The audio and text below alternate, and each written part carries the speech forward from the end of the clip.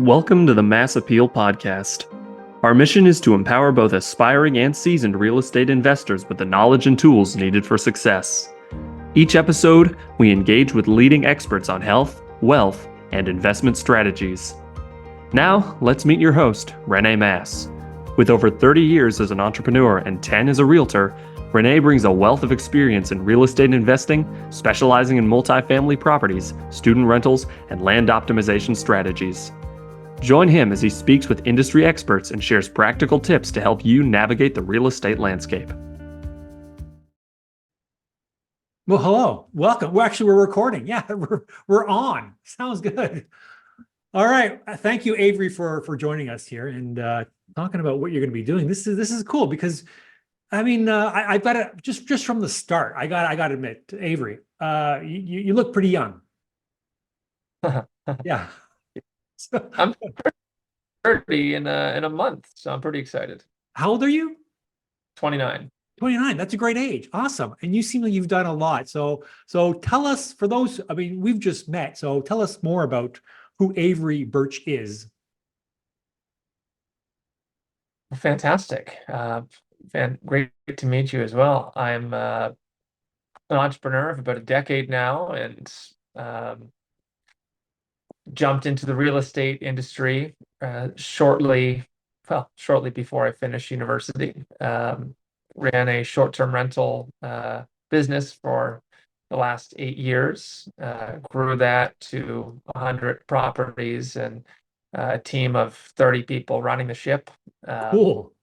I took that energy and transferred it into something we could build that was our own. And we got into, my partner and I got into land developing.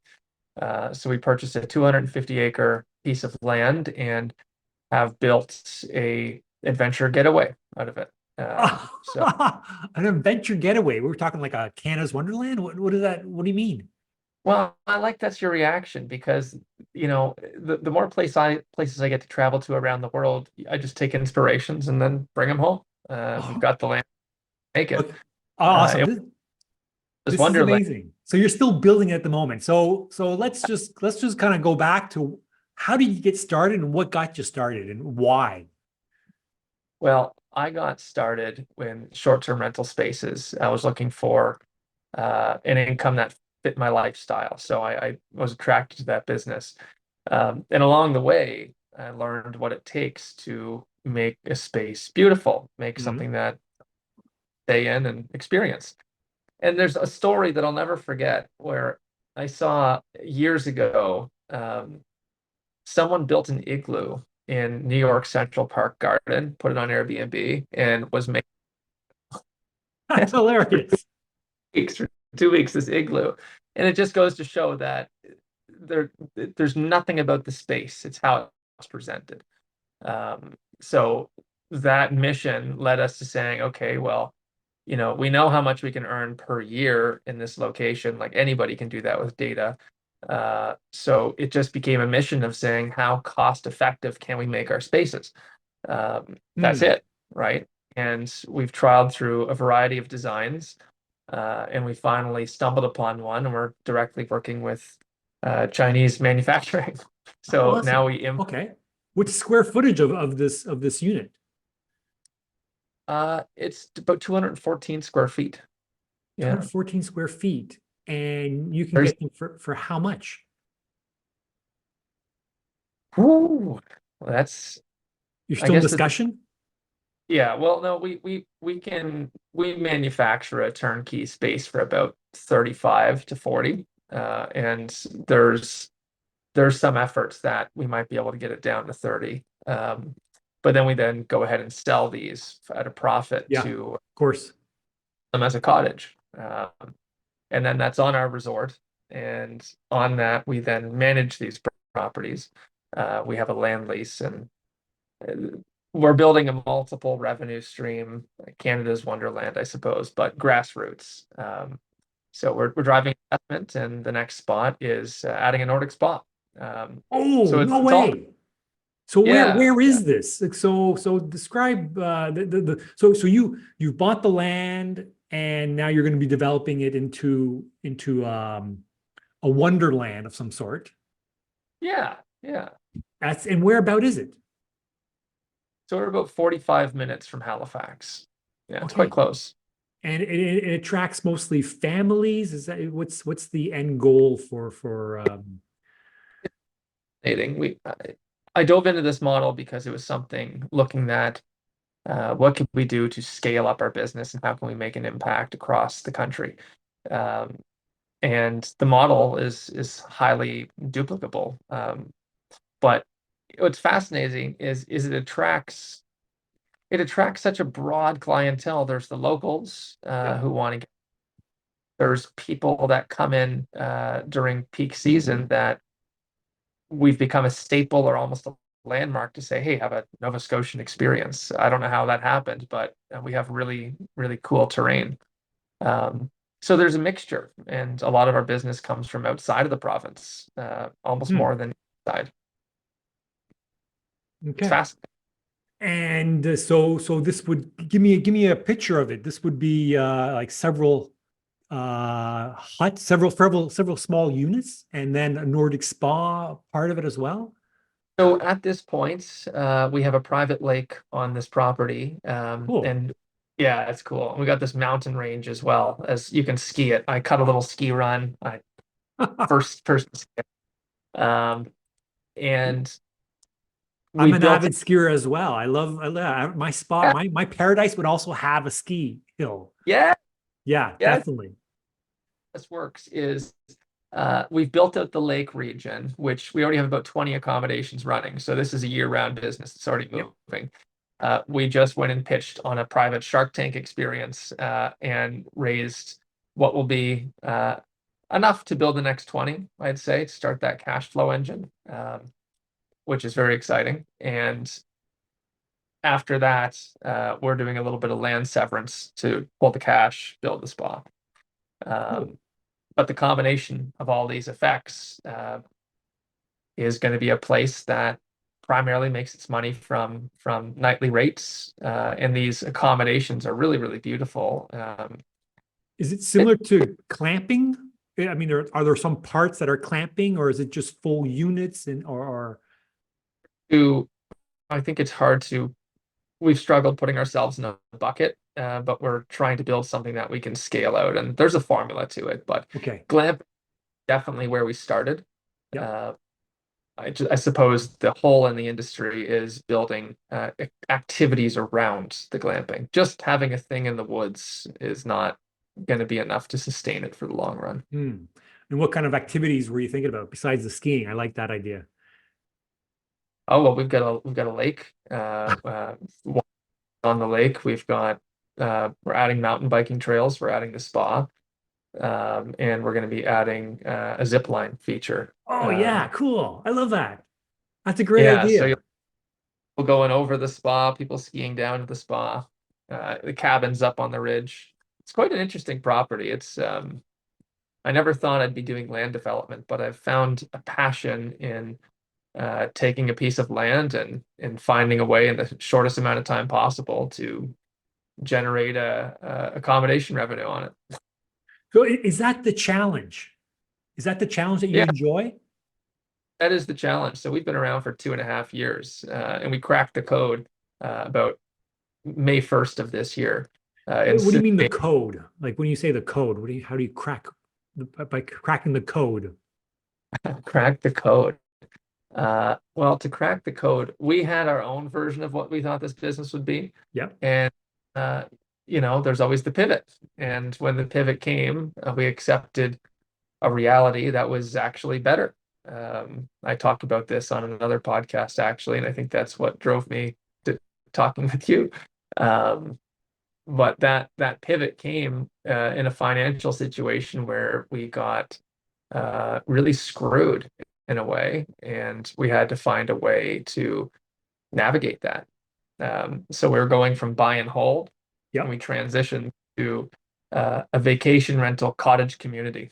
So we have crowd ownership that participates, and when we put advertisements up for our spaces, we get 100+ leads each time. So it's becoming quite exciting. We'll put one up in the spring, ton of traffic, take it down in 7 days. we've hit something. We're building affordable cottages in Canada where people can't buy anything sub 120 grand anymore, and we're Yeah. doing it. So people can buy into a piece of a cottage within the resort, I imagine. Yeah, so how we do it is we build a cottage, we sell a cottage. How that cottage sale works is someone becomes the owner of it. Yep. It's a cottage whenever they want to use it. But we screen our folks that we talk with. So we're really finding for two ideal clientele. Clientele one, of a young family who has a kid that is not yet born, up to the age of 7. That's funny. I like how detailed it And is. Yeah, that's great. it's been a repeatable person that's always come through. And this might be someone seeking their first cottage and they want their kids to grow up near something for fun. Yep. And then the second target demographic is our investment at like the return. So they buy a cottage on the resort. It's a 50-50 profit share. We run everything. So nothing to take care of. It's truly passive income. And the ideal person gets a cottage when they want it. Yep. Something clean to show up to. And when they're not there, it's making the money. So we can only do that because I've done this for the last 8 years, and now I build them and sell them. And we don't subdivide the land. We do a land lease. So we've really found a way to move quickly and to build something affordably. And it's been taking note. And now we're starting to have conversations with people across the country who have land or something interesting they want to do with it. We've got some interest from marinas, which is pretty cool.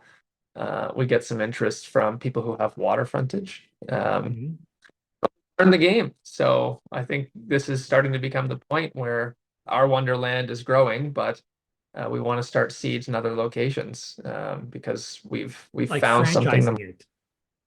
Yeah, that's where this is going. And That's awesome. Moving around. So since May 1st, we pivoted, and then the whole business has taken form. So it's been a fascinating journey, but I'm in hotels, I suppose. You managed to stay calm and without. So tell me more about how you learned about this, or how you go about learning about building this, because you seem as if you're still in the process. Yeah, well, the only way I find is just diving straight in.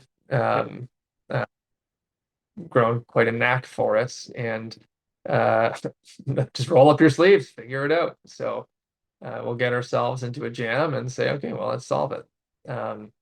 My business partner is an engineer, so it really helps that anything we craft up, he can make sure it's sound and make sure the right pieces are in place to manufacture things.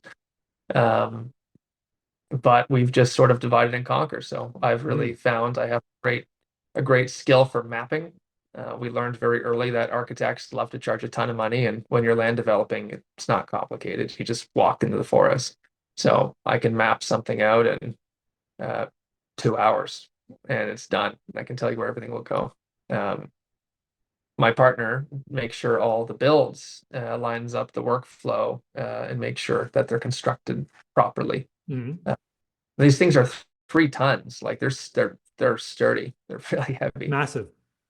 Oh yeah, they're 18-foot ceilings. I wish I had a photo to show you, but they're adorable. The front. Oh, just send us a link of the pictures. That'd be great, because I'm curious to know. 18 feet high ceilings. There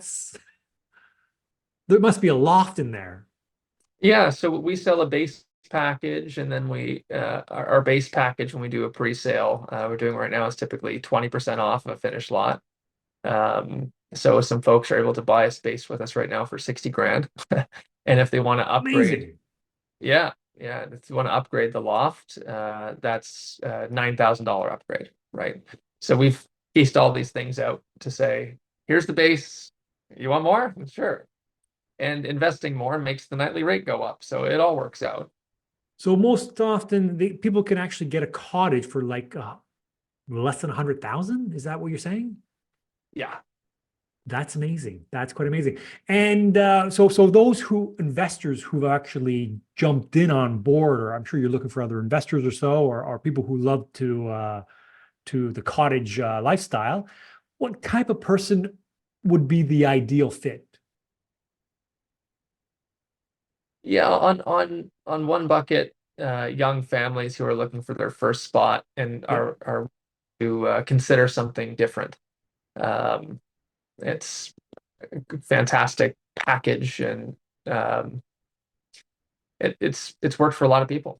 Mhm. Um, and on the investor side, I would say people that are looking for something completely hands off. And the ROI would be about 15% a year. Cool. Is yeah. So if they fit into that bucket, then great. And if they fit into this bucket, then great.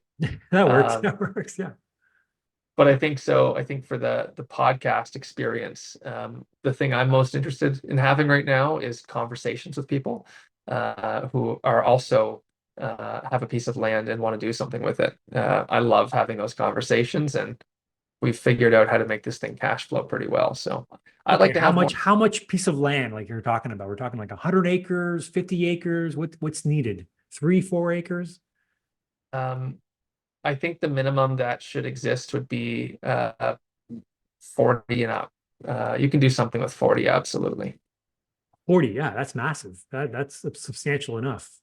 Yeah, it's substantial. 40 is substantial, but what it allows you to do is create a bit of privacy between spaces and master plan out the roads and the infrastructure very well. Anything less than that, and you get a little crowded, and it takes away from the charm. For sure. Yeah. I've been, I mean, I've camped all my life. I've seen campsites which are too crowded because they're trying to push as many people in there. And there's some other ones that are more spacious, and then you have got some privacy because you don't want to be I mean, there's when you camp, you don't want neighbors too close. So what's this going to look like in 5 years or so, in 10 years? What's the plan of like the big vision? Well, it's pretty neat the way we've set it up. Are you ready to supercharge your real estate investments? You're in the right place. Many listeners of the Mass Appeal podcast might not know this, but Rene Masse is a licensed realtor with Rockstar Real Estate and a key player on the Buy-in Kingston team. With decades of experience and a diverse portfolio of satisfied clients, the Buy-in Kingston team is dedicated to helping investors like you succeed. They provide a comprehensive, full-service suite of solutions tailored for investors, designed to maximize your cash flow and enhance your return on investment. Ready to unlock your next cash flow opportunity? Book a discovery call at buyinkingston.com today, and let's start building your real estate empire together. Cracking this code, I guess I should say, it ultimately brings this business to nearly operating in cash, which is pretty friggin' cool. And yeah, I mean, at this point, it's set a snowball effect. So I think we've created something that will be in this community for decades. Like it's a staple. The interesting thing I've noticed about hospitality, and we've Mhm. done some other cities outside of Halifax, like in Mont Tremblant, um, and learning about how communities start. Uh, a location is always seeded with a place to stay. And if someone is staying, oh, we should probably have some food. Okay, well, I'm staying here and I'm having food. Well, maybe I want to be entertained. Okay, Yeah. well, it's not too bad around here. Maybe I'll stay. Okay, but there needs to be a grocery store. Like all these things start popping up after that. Um, it is fascinating, and every time. So we're driving in a ton of demand to this small community that no one else is doing. Yes. And there's a way to do it. You have to be within a certain distance to the population and be patient. But we're building an anchor location so the community can prosper upon us and all of our land that we have. They can come set up shop on it if they want. That sounds So really it cool. I like yeah, I like your creative process. You seem like you have one idea and then you see something else that's needed, and then you add to that, add to that. You're basically kind of giving what people want. And I liked also that you said that you're in hospitality, not real estate. Tell us more. Can you tell us more about the difference between hospitality and real estate? Because a lot of people think they're in real estate, but they're really in the services and market. So Don't get me wrong, the real estate on this will over time be fantastically valuable, yes, of course, right?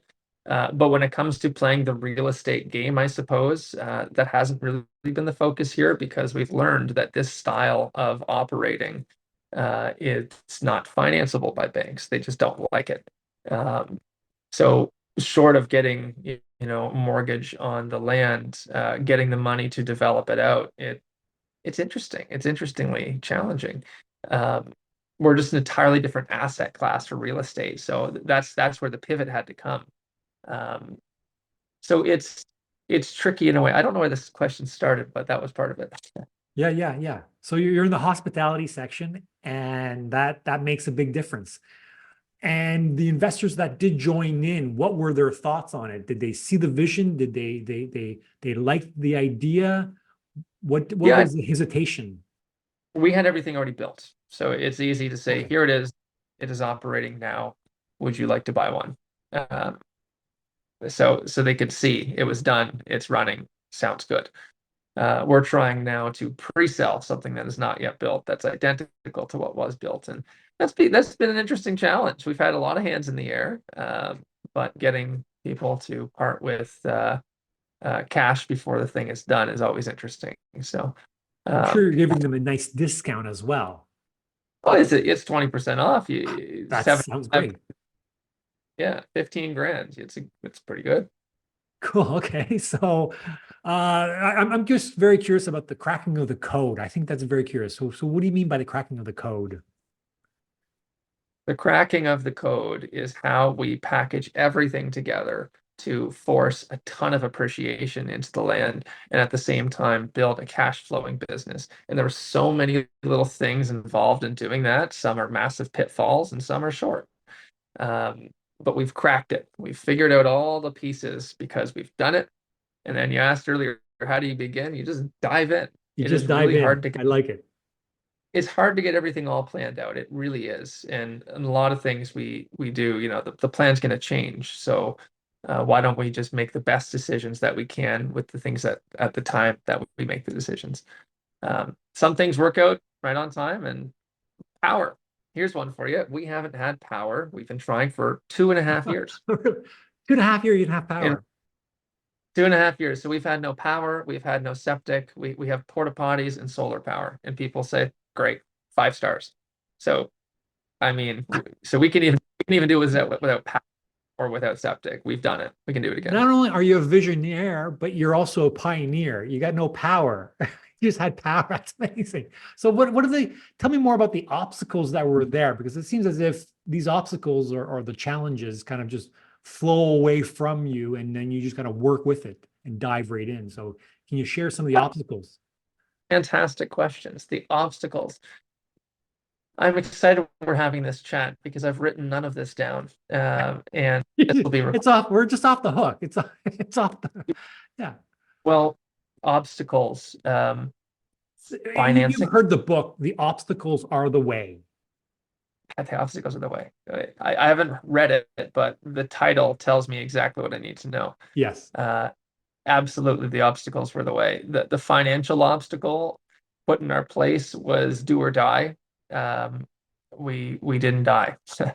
And what doesn't kill you make you stronger. So So it can you defined share a us. story about one of the obstacles? Was it the financial obstacle, or was it the vision obstacle? Like there must have been, and everyone thinks about, these things are possible, and I like to believe that, but there's a lot of challenges and obstacles along the way. That's part of it, and we always like to have those types of stories. Yeah, okay. Well, just 2 obstacles that are really easy. Power. Let's finish that one. Yeah. Power. Started it a couple months in advance. Realized that wasn't even close to enough of when we bought the property.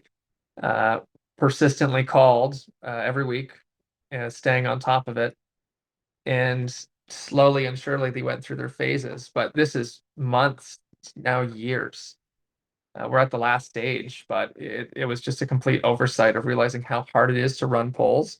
We have 3 kilometers of poles to run, so it's a lot. Yeah, Yeah, so and then that's like 120 grand to get that done. So that, got to sell a few cabins. for sure. Uh, and then the second obstacle, well, yeah, so that obstacle occurred. Okay, we're off grid. Done. Sounds good. Whoops. Figure it out. I mean, were there some people that enjoy the off the grid experience, and all of a sudden now you got power, and they're like, Yeah, there's so many things we take for granted. Like we can't run any hot tubs at the cabins because we don't have a power to run the pump. oh, so how do people just kind of wash themselves in the lake? We have an outdoor solar shower. Awesome. Great in the summer, in the winter. Yeah. There's solutions for all of this, right? Like everything has a solution. The second obstacle was financial. We had a plan and then we got punched in the face. It's a We Tyson quote. Yes. I like that one. Everyone's got a worked with plan until they get punched in the face. a financial professional, a broker to set us up, get us refinanced. And I don't know how it occurred. And as time goes on, I soften about it, but they completely pulled the rug from us. No. Yeah. And at the end of 5 months of effort to learn that very little effort seemed to have been put in. Well, that sucked. Okay, we're now free floating. We were counting on a lot of money from a refinance. Yeah. So when that fell apart, it's like, okay, what do we do? But that's when we said, how do we crowdsource this? So it turns, and you just go to Facebook Marketplace, make a post, and people put their hands up, and then you say, great, let's make a deal. So I love it. I love your resourcefulness with problem solving. What keeps you, one more question, what keeps you going? Like what keeps you motivated, especially when you've got, these big two obstacles in the way? What kept you going and maintaining a nice positive attitude towards it? well, I didn't have a choice. I could be miserable or I could be happy. I mean, that's my choice. Well put. It's a choice, exactly a choice, precisely. The thing is struggling, right? Like financial is a serious thing. We had to learn a lot of lessons, and in order to get the high profitability stuff that we've now figured out, Yeah. we're still paying back. So hitting timelines is tricky, and it forces you to work hard. The things that I've learned from having to work hard and hit these timelines, I've realized made me see just how fast things can actually go. So I don't know. I take the time when I need it, but otherwise, it's just fun to build things. It's really fun. It is. Why It would I? is fun. So often, one question I often ask is, what would you do when you were, if you started off when you were younger, but you're What have already, what would you have Funny, done differently like 5 years ago? what have I done differently? Um, I would have scaled back 5 years ago. I don't know. Or maybe 3, 4 years ago when you really got I think the deep in? biggest bird in my life recently is that the first company in the short-term rental space is really getting hit by government regulations. And that fracture, that's in Kingston, that's everywhere, right? Yeah. That fracture in our foundation of where all the cash flow is coming from, navigating that so rapidly was just terrible. And I'm through about a year of it now, and it's been an exhausting year. So what I would have done differently is phase down sooner. The biggest thing is being able to, build something and sell something, spending tens of thousands of dollars and collecting it in $100 increments, 150. What am I doing? Right. But to be able to build something and then sell it for profit and then make profit and then make profit, it's better. So what would I do that done differently? Create multiple revenue streams today, like immediately. Whatever it is, have the add-ons revenue stream, right? There has to be separate revenue streams. Has to be. So what would you tell someone just starting off? What would there be a quote or inspiration? What would you suggest for people just starting off, listening to this, going, listen, if you can do it, I can do it. Look who have what you want and go talk to them. That's a great quote. That's lovely.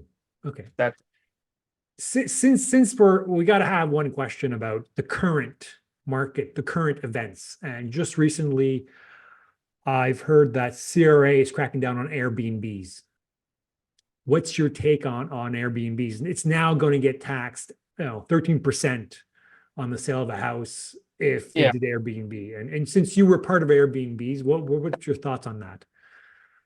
that is going to affect a lot of people. I'm It not. will. We don't own any of the real estate. We rent out commercial space. So these are already commercial buildings that we've worked with. So it doesn't affect us. Good. But other people, oh yeah, other people will get affected for sure. And they should definitely gather all the information they can before making any decisions. Nice. Okay. And when are you branching out in Ontario or Alberta? Well, I was just contacted by a marina in Ontario actually for this exact thing. So I grew up in Ottawa Valley. I'd love finding something that brings me back that way. And there's a huge population, so Kingston's even a fantastic location, really, and so close to where all of Ontario runs. And precisely, Uh, we're the center, the core, but we try to keep it low. How nice Kingston is. It's really, we don't want too many people. We already got a lot of cranes at the moment, tons of it. Well, yeah, no, I'm looking for the right conversations, and we're taking this seriously. I'm winding down my first business so I can scale up the second. The second one is very exciting, and we've already had offers from multiple states and a couple provinces. So I'm collecting conversations, and we're working with people that have the means to actually move forward. That sounds awesome. It's just And you're also going to put in a Nordic spa in there. That's yeah, great thought. have it. You know, even as Nordic spas become more popular and there's more of them, the combination of having the spa and stay is a very rare feature. It just is. There's 90% more accommodations than there are than the ones that have spa and stay. And who's going to win every single time if you're comparing prices every time? That's true. So And I think I it's think at the currently the spas that I know of don't have accommodation. You can get massages there, but you cannot stay overnight. So that's a good link. a What's like that? this adventure getaway that we want to scale out. It's a Yeah. blend. It's a blend of space between the cabins, privacy, seclusion, wanderlust, a Nordic spa, things to do. It's a formula. It sounds very similar to places in Florida. There's a lot of those resorts that you could just move in and you don't have to go anywhere. You drive around in a cart, a golf cart everywhere to all these events. Is that similar to what it's going to look like? We could probably add a golf cart later on. We've got a really Oh, big mountain. I'm there. I'm in. I'm in there. I'm in. Sounds good. So anything else you'd like to share?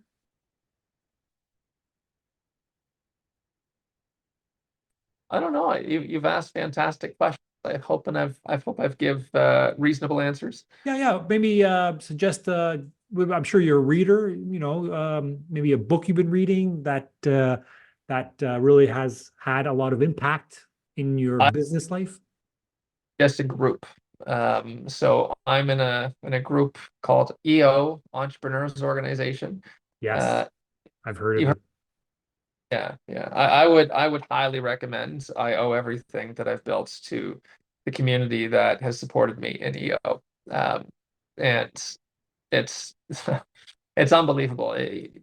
I can't imagine ever living without that organization. It's worldwide. You're one connection removed from anybody you want to talk to. It's unbelievable.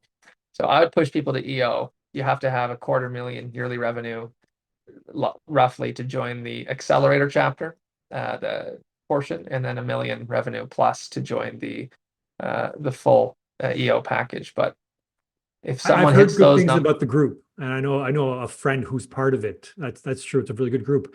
And just to add, the idea of support. I know a friend who's done a lot in business, but also he walked to Mount Everest, to the base camp, and he said, without support, I could have not done it. And the number one thing was support. you nailed it. Yeah, that is the magic word, then support, and that's what EO is. So if someone's in that bracket, seriously, just don't even question it. Just talk to me about it, or just Google it and good. join. Sounds good. Yeah. Thanks, Avery. So how can people find you? They can find me by email. You can find me at avery@porterspeak.com. Awesome. Thanks for taking the time for this. This is great. I think you're going to be, you're a visionary, a pioneer in this. And I look forward to speaking with you again in less than a year or so, because I think this is scaling very fast. Yeah, it's getting a little carried away now. So yeah, we should talk soon. Sounds good. Sounds good. Thank you. We'll talk again. Thank Bye-bye. you. Bye. Thanks for tuning in to the Masse podcast. Hope you found today's episode insightful. If you enjoyed the show, please subscribe and leave a review. Your feedback will help us reach more inspiring investors. And remember, every step you take towards any goals brings you closer to better health, greater wealth, and a more fulfilled life. So I encourage you to take action and apply the insights you've gained today. Until next time, I'm Renee Masse, encouraging you to stay curious, keep grinding, and invest wisely. See you in the next episode.